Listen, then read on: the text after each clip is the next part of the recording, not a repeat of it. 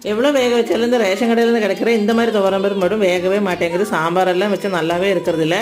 சரி வடையை தட்டி போடுவோன்னு சொல்லிட்டு 2-3 மணி நேரம் ஊற வச்சு இந்த மாதிரி கொரகொரப்பாக அரைச்சி எடுத்து வச்சுட்டேன். இந்த மாதிரி அரைச்சோம் அப்படின்னா நம்ம ஒரு 3 நாளைக்கு ஃப்ரிட்ஜில் வச்சு வடையை தட்டி போட்டுக்கலாம்.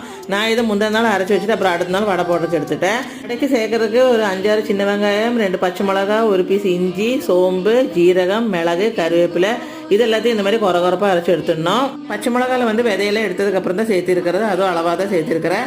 ஒரு 3/4 பாகம் பருப்பு மட்டும் எடுத்துகிட்டு வடை போடுறதுக்கு மீதி உள்ளது ஃப்ரிட்ஜில் வச்சுட்டு இப்போ இந்த அரைச்சது எல்லாத்தையும் சேர்த்துட்டு தேவையான உப்பு அப்புறம் கொஞ்சம் பெருங்காயத்தூளையும் சேர்த்து நல்லா பிசைஞ்சு எடுத்து 2 நிமிஷம் வச்சுருங்க. அப்போ தான் இந்த காரம் இதெல்லாம் வந்து அந்த பருப்பில் நல்லா மிக்ஸ் ஆகும். இப்போ வந்து கொஞ்சம் பெருசாக தட்டி போட்டு அடையை சுட்டு எடுத்துக்கலாம். பெருசாக தட்டி போடுறது பிரச்சனை இல்லை. ஆனால் அடுப்பு வந்து சிம்மிலேருந்து மீடியத்துக்குள்ளே தான் இருக்கணும். நல்லா செவக்க வறுத்து எடுத்தால் கூட உள்ளே நல்லா வெந்திருக்கணும். அதை இந்த மாதிரி எடுக்கணும். பொங்கல் கூட தேங்காய் சட்னி சாப்பிடும்போது அதில் வந்து கொஞ்சம் இஞ்சி நிறைய வச்சு அரைச்சிடணும். அப்போ அந்த பொங்கல் சாப்பிட்டதுக்கப்புறம் வயிறு மந்தமாக இருக்காது.